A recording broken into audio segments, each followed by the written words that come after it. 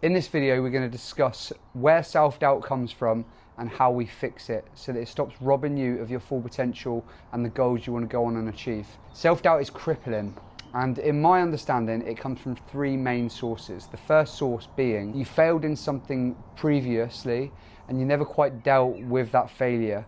You're still living in it, still lingers in your mind, you still revert back to it when your head hits the pillow, and you've never properly dealt with it. You've never maybe gone back to trying to hit that thing that you failed at, and you've never attempted it again. And so now it lives rent-free in your head. Number two comes from your environment and how you potentially grew up. What did your parents speak over you? What did you speak over yourself? What did your siblings say? What was your teachers like? What were your friends at school like?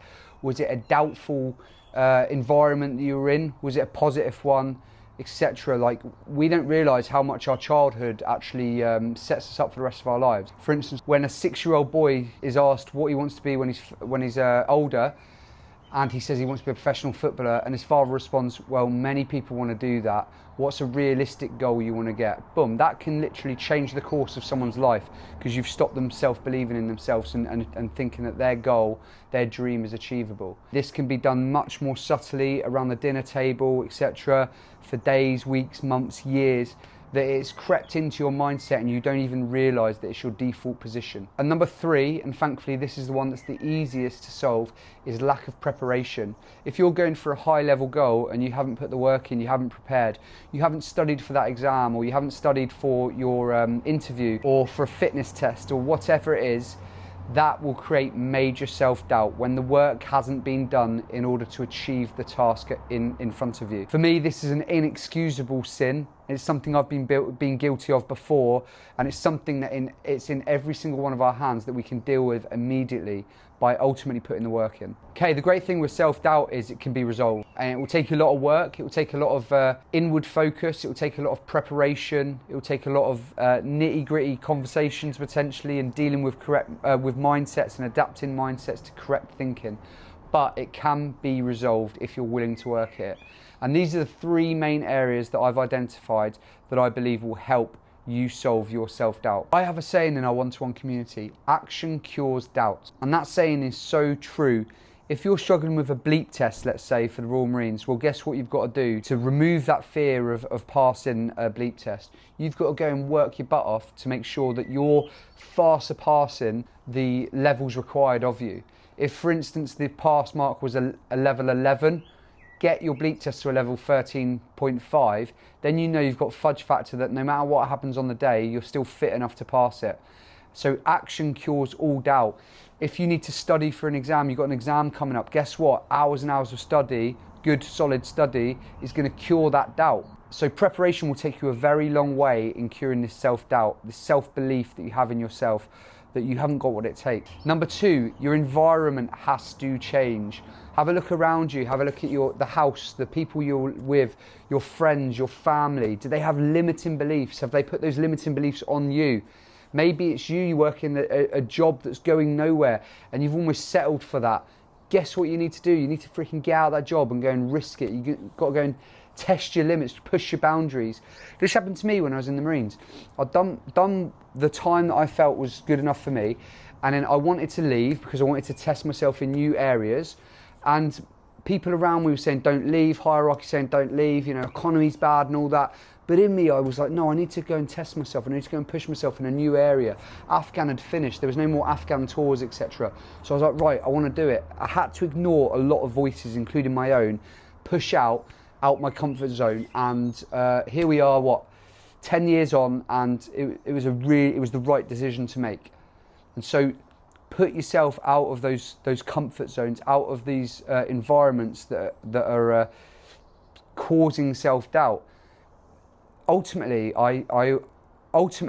we don't want to adopt failure. So if we're taking advice from someone who hasn't been where we want to get, is that going to be good advice? For instance, if I want to be a top marathon runner, am I going to listen to someone's advice who's not been a top marathon runner? Obviously not, because they don't have the correct advice.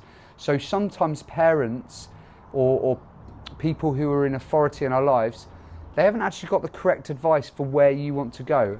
Obviously, honour your parents. That's a biblical command. However, you don't always have to listen to their limiting beliefs. Maybe they played it safe their whole lives. 9 to 5 job and that's fine for their life. Is it fine for your life? Sometimes you're going to have to go against the grain, maybe upset a few people to get where you want to get. Number 3, racking up daily wins. So we call it pennies in the jar. Every time you decide to train when you don't feel motivated, every time you open the books to study when you don't feel motivated, you put in pennies in the jar. And guess what? Over 10, 15 years, there'll be a lot of money in that jar, a lot of experience, a lot of training hours, a lot of study hours. Put pennies in the jar every single day. 10, 15 minutes of what it is you're working towards every day. That adds up a lot. This is important. If you've got high level goals, we work with people who have got high level goals. It's not built overnight. You can't get from A to B overnight. These are days, weeks and months and potentially years of training and putting pennies in the jar every single day. So start today. And the way you do that is by creating a goal that you have. You then create a plan of how you get there with a time restraint, and then you simply execute that plan. No matter how motivated or unmotivated you're feeling every day, you just chip away at that plan. Make sure the plan is sustainable, make sure it's realistic, and just start working. People look at Goggins as though he's some absolute monster because he runs 200 miles. Anyone can go and do that if you go and train for 2, 3, 4 years and just put the work in. The difference between Goggins and most people is that he puts his trainers on regardless of how motivated he is. This is your call to action, is to go and chip away at these mindsets, go and work on the things we've talked about in the video. And final one, guys, comparison is the thief of joy. Don't look at those around you or look to channels or influencers and go, wow, they've got their lives together, I can never get there. People, most of the time, haven't got it all together the way you think they have. Don't compare yourself with others. Focus on your journey, focus on your goals, and invest in those goals. Invest in yourself. Spend the time to work through some of these issues that you've got, and go and freaking fully send it, Don't waste your life. Don't get to 70 years old regretting the life you lived. Cheers, guys.